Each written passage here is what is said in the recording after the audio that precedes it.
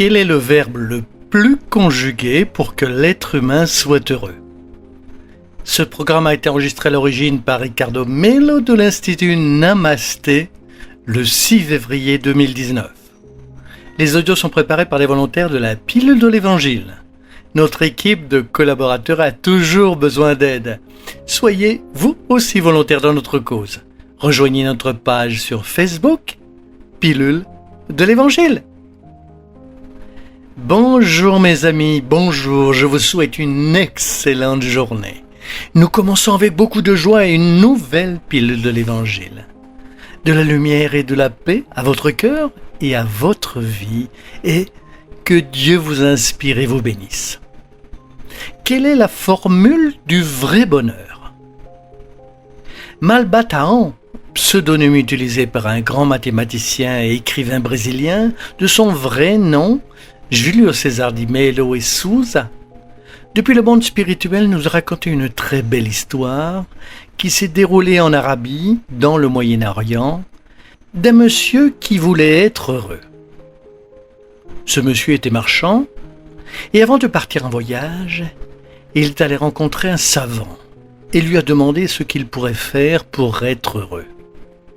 Le savant lui a répondu: « Vous devez passer dans 3 endroits que je vais vous indiquer et vous me direz à votre retour ce qui est arrivé. Je pense que vous comprendrez ce que vous devrez faire pour être heureux. » Il a pris les adresses et il est parti. Malba raconte que ce marchand, un bédouin du désert, s'est arrêté dans une famille qui se disputait beaucoup à cause d'une division de terre, lors d'un héritage. L'un voulait plus que l'autre et personne ne savait très bien faire les comptes. Comme le marchand avait cette habileté professionnelle, il s'est assis avec cette famille et les a aidés à résoudre leurs difficultés. Il a résolu le conflit et chacun a eu sa part de terre. Après tout cela, les 3 frères l'ont invité à passer la nuit chez eux et lui ont servi à manger et à boire. Ils étaient très reconnaissants. Le marchand est reparti heureux parce qu'il avait réalisé une grande amitié. Il est arrivé au 2e endroit du voyage et a vécu une situation inédite. Il a trouvé une femme très attristée parce qu'elle avait un problème de couple.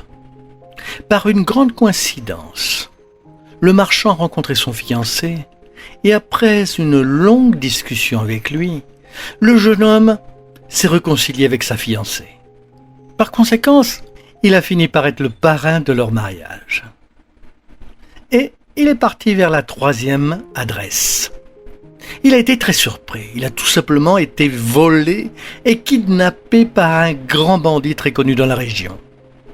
Comme le marchand lisait beaucoup, au fil du temps, il a fini par s'occuper des livres du malfaiteur. Et en se rapprochant de lui, le bandit lui avoue qu'il volait les personnes parce qu'il a été maltraité dans son enfance. Il avait été élevé par des parents qui le maltraitaient et parce qu'il n'arrivait pas à gérer sa tristesse et son désespoir, il agissait de cette façon dans la région. Et doucement, jour après jour, notre marchand lui a fait abandonner cette pratique de faire le mal. Le malfaiteur s'est excusé auprès de tous ceux à qui il avait fait du mal et a rendu tout ce qu'il avait pris. Il a même rendu un peu plus comme une manière de compenser tout le mal qu'il avait pu causer.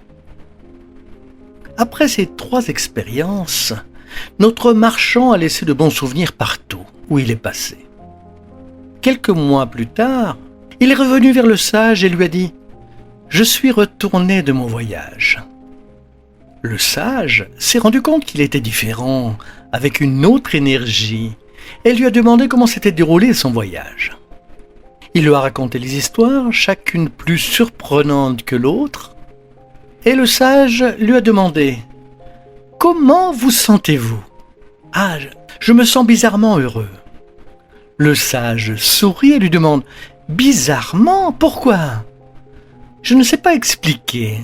Je me sens très bien, mais je n'ai pas trouvé la formule pour le bonheur. » Le sage sourit à nouveau. « Comment ça, mon fils ?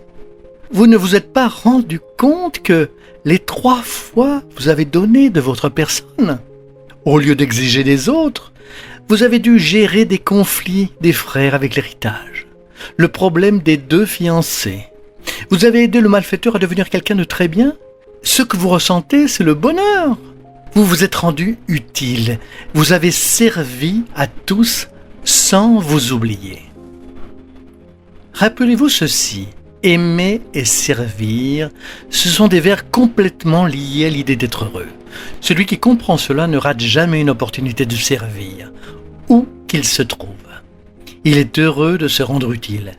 Mais celui qui ne comprend pas cela vit tel un mendiant d'émotions. Il attend que les autres lui rendent service, gère ses problèmes et fasse des choses à sa place. Quelle belle histoire que Malbantahan nous a racontée depuis l'au-delà.